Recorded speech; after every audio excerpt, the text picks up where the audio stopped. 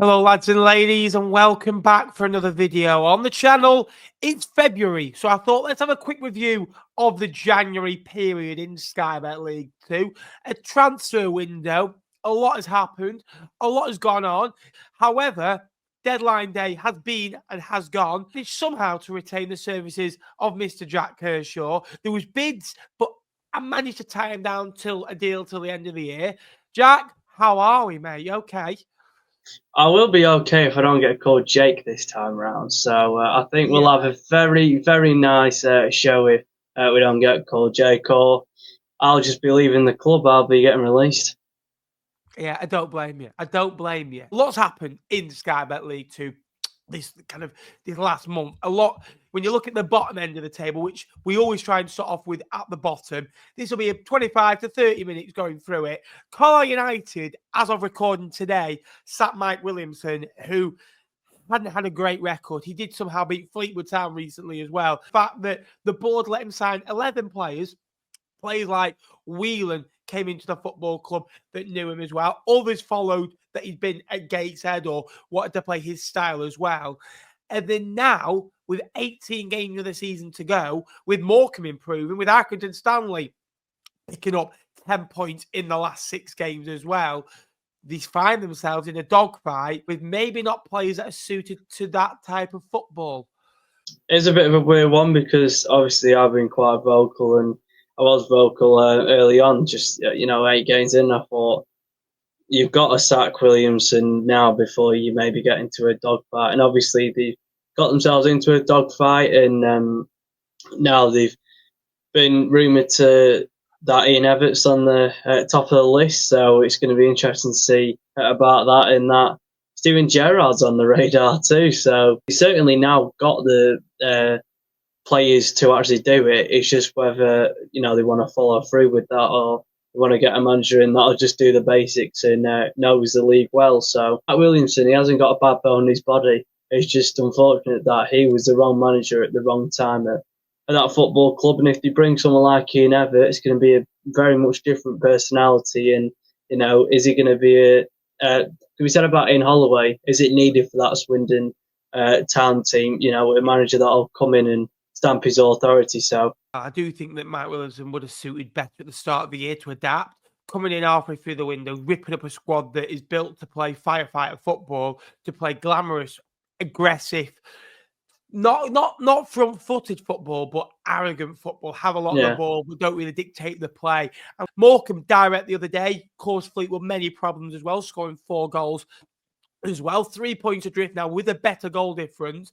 Again, that mini league, Carlisle, Morecambe, Tranmere, Acton, Harrogate, Newport, Barrow, potentially even Gillingham up there as well. You've got to win your games in your mini league as well. Andy Dallas came into the football club 2 on debut as well. Marcus Dackers, who signed in the summer, did get a really good goal as well. And you could see it meant a lot to him, his family, and for the football club as well. Derek Adams doing a really good job of uniting them. And if he does keep them up, you would say managerial kind of achievement of the season, really. I know what yeah. Matt was doing at Walsall.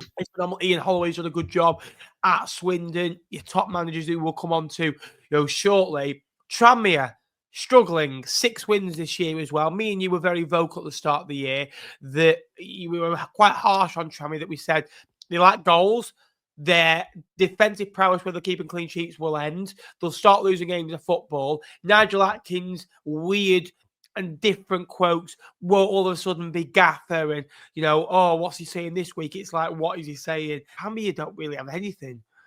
No, and again, I think it's a bit of a shame on Adkins, and I think it'd just be best if he maybe walked and resigned himself, and Tranmere fans would have had a bit more respect for him, if he maybe did it 2 months ago, because he's saying he cares about the club, but clearly he must feel that he's not the right man to take him forward. He's not the right man to get him out of this dogfight. He's experienced enough, but ultimately he hasn't had the backing from the board. They only just made the first signing of the transfer window the other day, and just thinking like that squad, it's below bang average at League Two level, unfortunately for Tranmere. And in the summer they didn't replace Rob Apter, which is 18 goal contributions. Yeah. You've got to see at Tranmere that you can't have experience forever. You've got to get young lads in there, like when they've had Sol Solomon, he's maybe offered a bit more upfront for Tranmere. And again, it's another club that I don't want them to drop out of the Football League. It's just a mess there. And I think Adkins, the board have got to act quickly because it's deadline day today. They've only made one transfer of the window. Ownership hasn't took over. Adkins is still manager. They're still playing the same type of football, and there's no solutions really there. Atkinson, Stanley, and Harrogate are sides that seem to find something when they are down, the chips are down. Harrogate have played 3 more than Accrington, they're only a point in front. So you'd imagine maybe Accrington can get in front. Tranmere are 4 points behind Harrogate, but have played 2 games less. You probably would take the 4 points in that circumstance as well. Again, Harrogate playing more games than anybody else in the division. Obviously, Swindon are in that situation as well. However, they are well clear now thanks to a mega run of 4 wins, in a row, and a draw even before that as well. For those 2 sides, Accrington and Harrogate, I do think they'll have enough to stay up. Nelson Yarden, we labelled him as, again, doing a decent job at the start, then went on a poor run recently as well. Since we last spoke, Jack, it was a draw, and a good win over Barrow at home. Wasn't a great affair, but up to 30 points now from 27, 7 points adrift. They needed it because without that victory, they are just behind Accrington and Stanley in the table. Do you think they've done enough to survive this year? I mean, it's a young manager who didn't really have much experience over in Portugal. And then you're thinking, you've got also a young squad with that. They've heavily recruited over, Cardiff's academy, Swansea's academy, everyone's academy, really, some up and coming Welsh players. And but then in this window, they've got Josh Martin, they've got David Adjiboy, and then they've just signed Warner from Norwich on loan. He was at Notts County last season. So you're thinking there they're sort of just trying to get more players that have experienced the EFL more. I think they have got, some firepower there. Rodney Parade at home, I think they've got 6 wins out of 12 now, which is a good return. And, to stay in this league, you need to prioritise your home form. Andy Wing came into Barrow recently as well, just a couple of weeks ago after being at Solihull as well. Again, a good win over Grimsby, however, defeats at home to Doncaster Rovers and Newport since. However, they dominated that game of football against Newport, 15 shots to 4. I just think it's a low-quality squad. The downfall started with Pete Wild. Clements accelerated that as well. And unfortunately, since then, Barrow have not really been at the right level. However, this year, been quite boring to watch. They've only scored 27 goals, which you look at it as well. Carlisle 22, Tranmere 21. Gillingham, another one that are free falling, mate. 6 wins in the first 8. However, 3 wins in their last 19, drawing 4, losing 12. What a disaster it's been. John Coleman's come into the football club. There's been no real managerial bounce. Defeat at home to Doncaster Rovers, a point away at Tranmere, a point away at Grimsby, before defeat at home to a very good Notts County side. No, maybe you might have thought that John Coleman may have uplifted Gillingham more, but in games at Doncaster and Notts County, they only lost by 1 goal, and it's unfortunate that it was just in the last minute where they obviously drew to Grimsby, but then Gillingham's goal was actually an own goal. So and then also Gillingham's goal against Tranmere was an own goal, so they've only scored 1 goal effectively. That's actually a Gillingham player. Yeah. But if there's any manager that was available and in this division currently to uplift the team and get them working hard and grind out results, it's John Coleman. I don't think there'll be in a relegation scrap Gillingham because I have really high pour it's about John Coleman, and there's still some quality in that squad that you've added. Benny, who was at Accrington this season, and Armani Little's come back into the squad, and Mackenzie both after injuries. So they just need, the bright sparks and Jaden Clark to keep firing, but then they also need Elliot Nevitt to start stepping up. So Bromley are another one that after they beat Gillingham 3-0 away at Priestfield, they went 12 unbeaten actually, have since lost 4 of the last 5, drawn the other one as well. However, 8 wins this season, only lost 9. They've lost 4 of their last 5. However, only lost 5 of the previous kind of 20 324 games of football. Bromley have had a great season. Again, the 12 points above the drop. I do think their next target should be around 46, 47 points.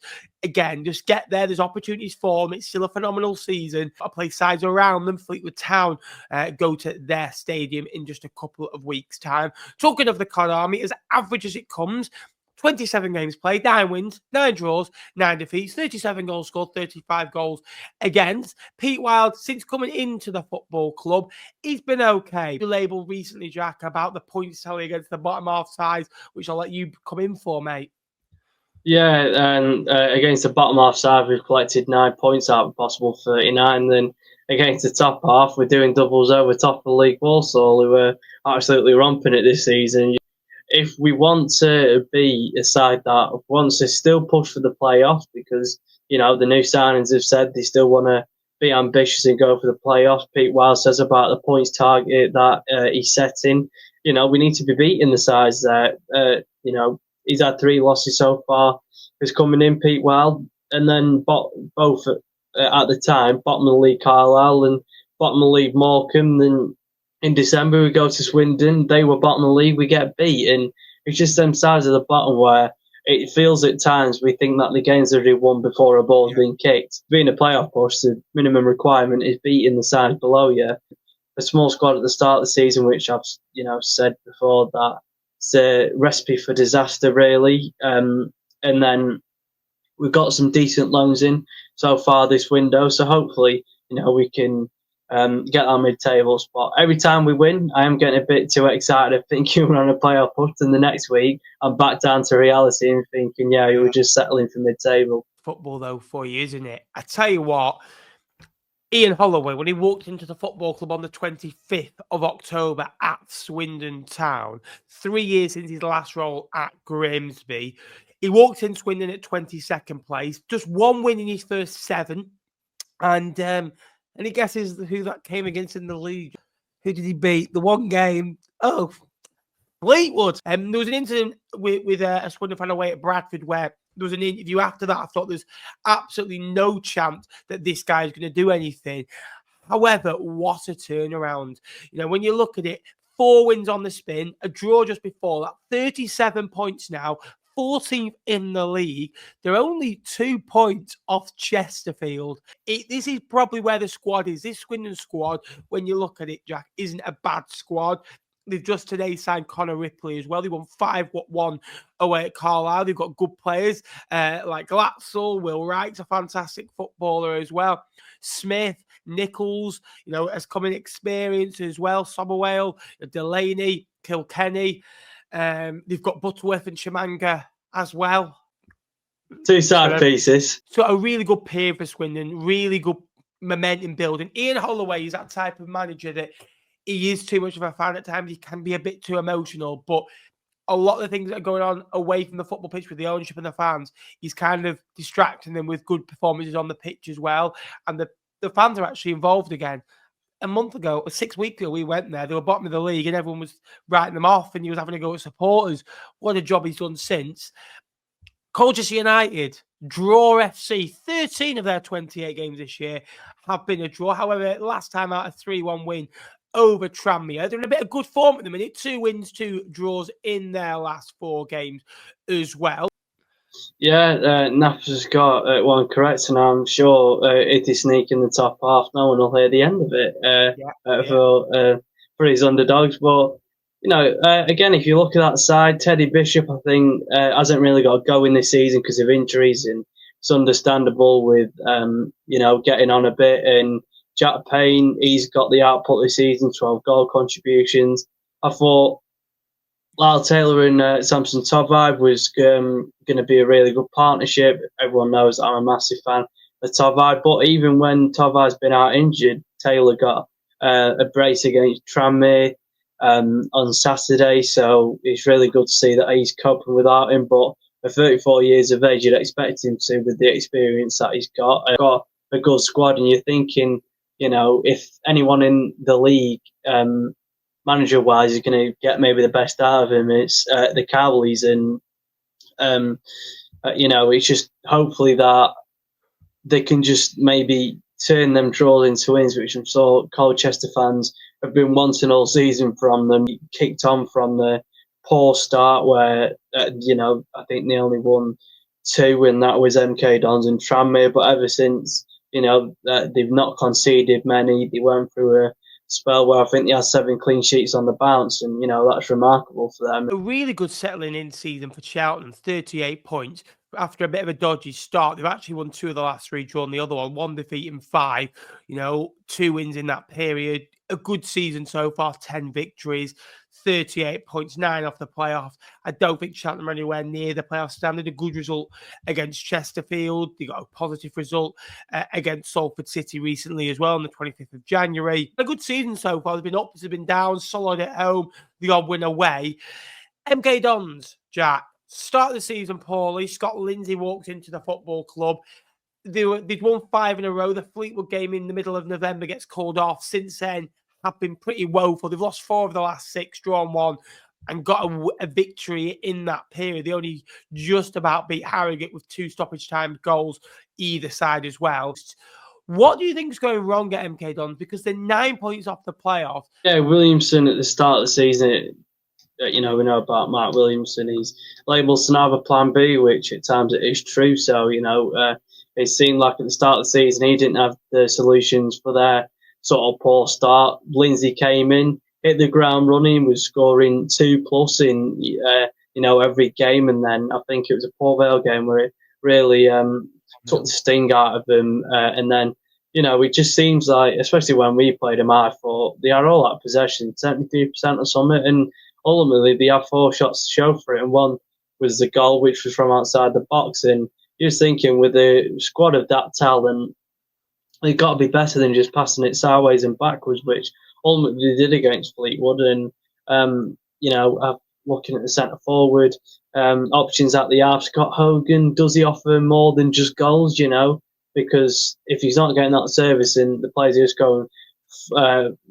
backwards and sideways, you want someone with a bit about you. And, Ellis Harrison's been sat on the bench this season, and I think that if Harrison went into that squad, it just offers something different, some physicality and aerial presence up front, which maybe they haven't got, and a willing runner in behind, and someone who will score goals when given service. I believe that next season, that squad should, with the right manager in Lindsay, push for that top 3. It says a lot when Chesterfield are disappointed to be in the top 10 in the first season back in the EFL. 10 victories, 9 draws, 9 defeats are pretty average. Another one I called, Jack, if you remember right, I said I could see Chesterfield pretty much win 1, lose 1, draw 1. But in the top 10, they've got a good team. Look, they've lost Mark Hamdy, who was on loan, and now, since gone to another football club where, look, he's thriving at Leyton Orient. They lost James Berry, who went to Wycombe Wanderers as well. Good players. They signed Dylan Duffy, from Lincoln on loan, and then made into a permanent just a couple of days later. It's going to be very interesting. I do think, though, that result against Cheltenham the other day was a big one for them. Every time they can get near to the top 7, they seem to just stutter a little bit. I think they're missing a few ingredients, whether that's players that are injured or just squad players as well. But it's a good positive season to build for next year. As for Grimsby as well, who are on 42 points, 13 wins, 13 defeats, 3 draws in there. At the moment, they get a good performance, they get a bad performance. They lost, 3 out of the previous 5 with a couple of draws. They did beat Bromley last time out. They're 5 points off the playoffs. I do think they'll finish in the top 12. I think that'll be a great season after last year. Dave Artell building something. Salford City won 6 in a row before Fleetwood Town rocked up, and Man City did them 8-0. However, 2 defeats and 2 draws since. Yeah, Salford have been at one where I didn't actually have high expectations of them at the season. I actually had them in the bottom 2, which some people raised eyebrows to last season. Sort of, obviously they finished around about there. Then they sold the spine, and I'm just thinking, with these high-profile players that they're bringing in, can it be sustainable? Can it help them up the Football League, which ultimately they want to do under the owners? And they've got some, cracking players in there. Kelly Namar's been really bright on the left. Everyone knows how much I rate Sam Ashley in the middle. Sort of just is the destroyer and lets Tyrese Forner, carry the ball and play. But And now they've got Cole Stockton sort of firing, which at the start of the season it didn't look like he could be bothered, which some Salford fans said to me. And they've got Lewis Warrington in the January transfer window. I think he can just bring that level of calmness into the midfield. And then they got Stefan Negri back on loan, who got recalled by Oxford, but he's now back, so that's brilliant for them. I had them in the bottom two, but I just think that there's size above them, like a Crew and Wimbledon that maybe sort of play the same as Salford, hard to beat, but I just think they're just a level better than what Salford are. It says everything. Salford are more in a chance of getting a promotion via the playoffs. They've won one less game than Grimsby. However, draws comes into it. Don't lose games of football. If you don't lose, you get points. Bradford City won 4 on the spin to get them into the playoffs. However, setback against Wimbledon at the weekend. But how close is that playoffs? Bradford 47, Port Vale 48, Crewe 48, Wimbledon 48. Signed well this summer, and then signed well in January as well. 13 victories as well. They're not vintage. They won't go and score teams to death. But if you look at the teams in the playoffs, Wimbledon have only scored 39, Crewe have only scored 36, Port Vale 35, Bradford 38. What stands out is where Grimsby have scored more than them. They only conceded 28, 1 per game. Port Vale 29, just over 1 per game. Crewe have only conceded 25, less than 1 per game. Port Vale seem to got through their bad patch, Jack. Since then, 2 draws, 3 victories. Last time out, beating an irresolute Accrington Stanley. I think gave them belief that if they can beat Doncaster, they can beat anyone. And since that, Doncaster have won 4 on the spin, so they're no slouch. The last one was against Accrington. Port Vale had 10 men from 30 minutes in. Accrington scored in the 51st minute. Port Vale replied back 5 minutes after, so it shows the mentality of them. And I think you're just thinking that because Moore didn't really start Tallage with Benjamin at one point when Tallage and Stockley are starting together, and sometimes Stockley don't start either. You're just thinking that them two can be a really good partnership up front. Darren Moore at Sheffield Wednesday, he sort of bustled the top two, but went up via the playoffs. And you're just thinking they had these bad stints, but so far, like you said, the reaction to it really well, and they had that for opening 4 games of the season where they weren't convincing at all, but then Darren Moore implemented different shapes, and Darren Moore's not the best tactical manager, but he certainly uplifted this side, and him managing different things at the start of the season must have took him a long way. And they've had some decent recruitment in the January window. They've got Jaheim Headley, who's got a goal and assist. He's a really explosive figure. What a damaging midfield three that is. Garrity, Crowsdale and Byers. So there's plenty of quality there for Port Vale. I think as well, you can really see that top 7. I think now for the first time this season, I don't know about you, being the top 7. Not in that order maybe, but you can make a case that you think Salford maybe miss out because they haven't got the quality. Grimsby a bit inconsistent, Chesterfield the same. And then downwards, there's a big 9-point gap. Would you say that you think maybe it'd be hard for anyone to catch now?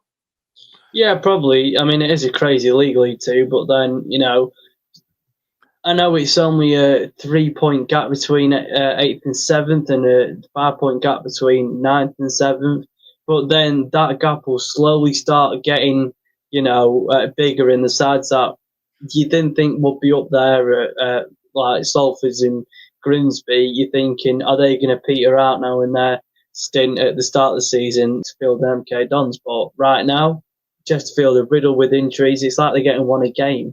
Carl McFadzean's now out for the season, I think, and he's only just a new signing. So, with Chesterfield's injury woes and Scott Lindsay not cracking it yet, MK Dons, you feel like the 2 sides with the most quality aren't going to get in there. So I do fear for how Salford and Grimsby are going to get in there. Crewe on another side that they don't have the standout players in the division. Leyton Orient won this division a few years ago under Richie Wellens, and they didn't really have any standouts, flair players.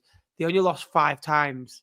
Crew so far this season, 29 games. The Mm. top goal scorer is Lancaster on 7, and he's missed bits with injury. Bogle's a good player. Ryan Cooney at the back as well. You've got Mickey Dimitri, who hasn't really offered his assists as he does this year, but has still been a reliable player for them at times this year as well. There's Sanders in that hole, Conway, Chris Long coming up with important goals. I think he scored the winner away at Morecambe. Crew are a real deal. Wimbledon are so frustrating to play against. I labelled this recently. They've only conceded 20 goals this year, which they scored 39. That's basically 2 for every 1. 48 points. Won 4 of the last 6, 2 draws. However, we talk about mini leagues. They beat Bradford City recently. They got a point away at Crewe. They went away at Wimbledon. Sorry, they went away at MK Dons and got a point. They made it frustrating for them. They were probably the side that was going to win it. They beat a poor Tranmere Rovers side at the bottom. They did lose to Chesterfield just before Christmas, but they beat Doncaster. They beat sides around them, which is really important. The top 3, Notts County on 50 points. How good do they look? They've won 5 of the last 6, Jack. Yeah, and having a front 2 of Didsey and Zhata, it's not bad that. And at the start of the season, we were saying, certainly I was saying, well, Chesterfield have got Will Griggan, they've got Paddy Madden, and then Doncaster, they've got Joe Ironside, and they've also got Billy Sharp. Paul Vale have got Jaden Stockley, and also Lawrence Large. I didn't even, mention the front 2 of Notts County, what they could have, but I was sort of thinking, is David McGoldrick going to keep fit?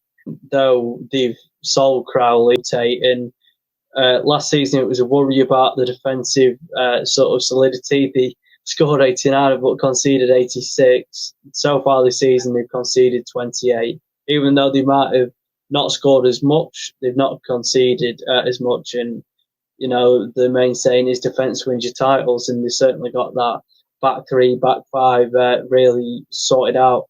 Jody Jones coming back in as well is massive.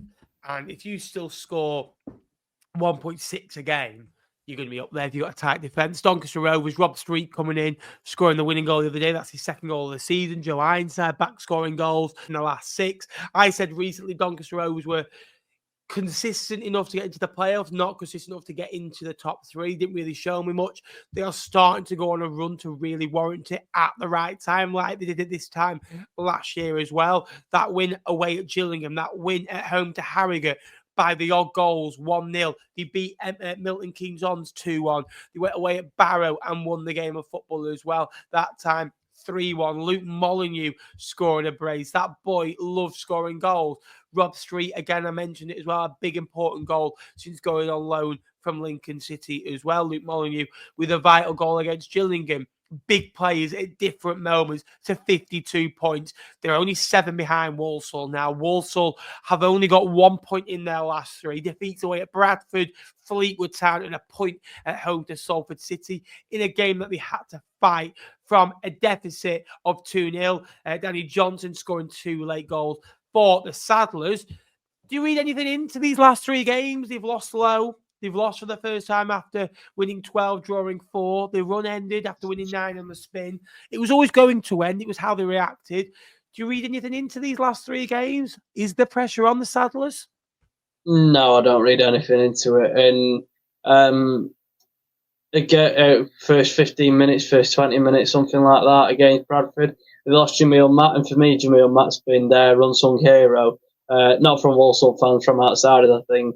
If Jamil Matt weren't in that side, Nathan Lowe wouldn't have done what he's done, because Nathan Lowe wouldn't have had anyone to to play off. And I think he's been instrumental there. And then they've loaned in Ethan Wheatley. He's a really good, exciting prospect for United at PL2 level. He scored a few, but then you're waiting for him to adapt, and hopefully he will, because he's actually had a better record than what Lowe did in there PL2. So you're hopeful that he can hit the ground running.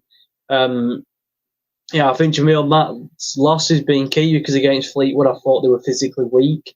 And they didn't have that outlet up top, which they would have had in Jamil Matt. And it was hard for Wheatley to get into the game, and we just outfought him.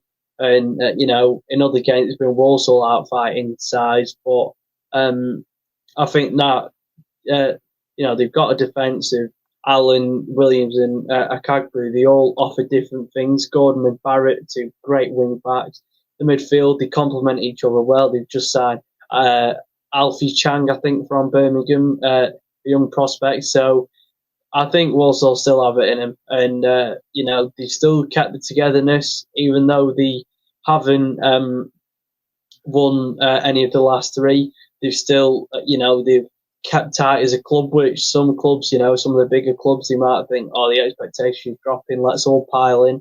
Walsall know what they're about. They want to stick together, and you know, when they're having the mentality like they are against Salford, Salford scored to make it 2-0 in the 75th minute. Everyone else is probably thinking Salford wraps it up here. Danny Johnson comes on from the bench and bags too. So, if they just have that belief in them, which I'm sure they will, I don't see them dropping off that top spot, no matter about the top three, which some people are having some wild predictions doing. No.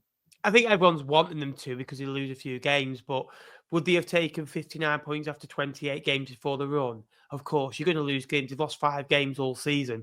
Lost away at Bradford and away at Fleetwood. It's not horrific. The Fleetwood one, yes, but Bradford away, really? Come on. That's the end of this video. I hope you did enjoy it. Please drop me a like and subscription. But before we do so, Jack, where can they all find your stuff? Because some of the stuff you do is brilliant, isn't it? Well, no. All the stuff you do is brilliant. Not some, that's horrible. So all the stuff you do is brilliant. Where can they go and find it? Well, first of all, when you actually was going to correct yourself, I was thinking, is he going to stop this compliment? Because I was actually going to go back and clip it when it's out. But JK Analysis 7 on Twitter. I don't just do Fleetwood stuff. I do all EFL analysis threads and a lot. So, if you want to pop me a DM or tag me in something for a content idea, I'd really appreciate it. And also, if you came and drop me a follow. When Fleetwood win those 6-2 at Walsall, you need to stop tweeting about what Mansfield's expected goals. Just remember that. Yeah. We've both been done that this year as well. Jack, thanks for joining me, mate. Yeah, thank you. I've really enjoyed it. And hopefully everything I've said in it is true, because I don't want people to go follow me and think that I'm untruthful. No, so I won't say that Fleetwood are going up then. No, until we beat Cheltenham on Saturday. Hey, yeah. Thanks for watching. Yeah. Again, regular League Two videos between now and the end of the season with me and Jack as well. So keep an eye out. Thanks for watching.